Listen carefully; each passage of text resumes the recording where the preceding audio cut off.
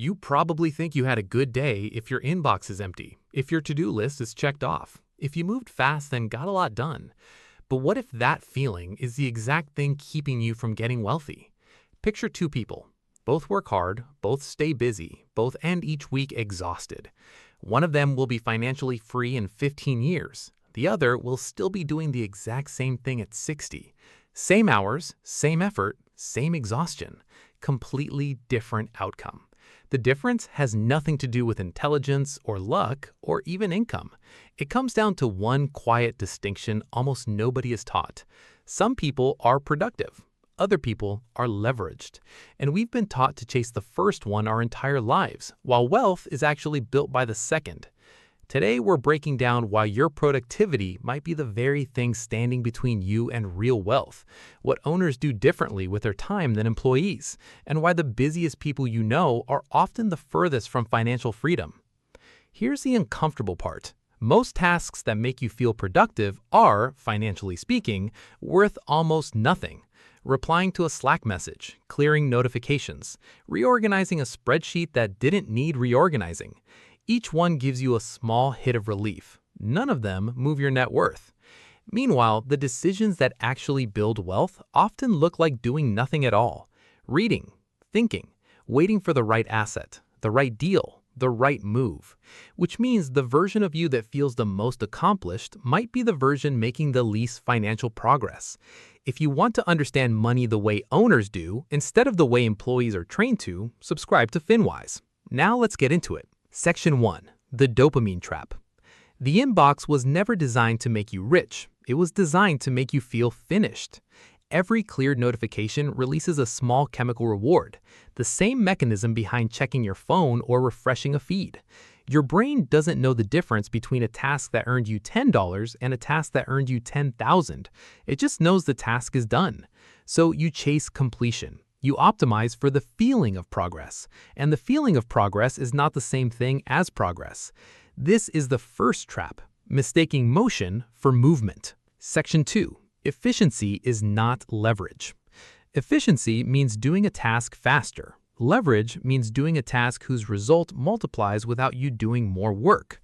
An employee gets paid for hours, so an employee is trained, correctly, to make every hour count. Answer faster, type faster, process more. But an owner isn't paid for hours. An owner is paid for decisions, assets, and systems that keep producing value long after the work is done. Write one good piece of code and it can run 1,000,000 times. Build one piece of content and it can be watched for years. Make one smart investment and it can compound for decades. None of that requires you to be busy. It requires you to be right, occasionally, about a few things that matter enormously. This is why some of the wealthiest people you'll ever study don't look productive in the traditional sense. They look idle, until you realize they spent the morning thinking about one decision instead of clearing 40 small ones. Section 3. The busyness tax. There's a hidden cost that never shows up on a balance sheet. Call it the busyness tax. It's the wealth you never built because every hour was already spoken for by something small. Imagine someone who spends 50 hours a week on tasks worth, in real terms, $20 an hour of impact. Now imagine someone who spends 5 hours a week on one decision, a negotiation, an asset purchase, a strategic bet that's worth $50,000 if it lands. The first person looks more productive on paper. The second person is the one getting wealthy. The busyness tax is invisible because it doesn't take anything away from you directly. It just quietly fills your calendar with the wrong kind of work so the right kind never gets a turn. Most people aren't lazy. They're paying a tax they don't know exists. Section 4. The aggressive stillness of an owner. There's a specific kind of stillness that looks like laziness from the outside and looks like control from the inside. It's not avoidance, it's not procrastination, it's a refusal to spend high-value attention on low-value problems. An owner can sit with an empty calendar for a week thinking through one decision, while everyone around them assumes they're behind. They're not behind. They're protecting the only resource that actually compounds, which is undivided attention on the few things that matter. This looks aggressive, not passive, once you understand what it's protecting. It's the difference between a sniper and someone firing in every direction. Both are working. Only one is likely to hit anything. Section 5. What actually compounds?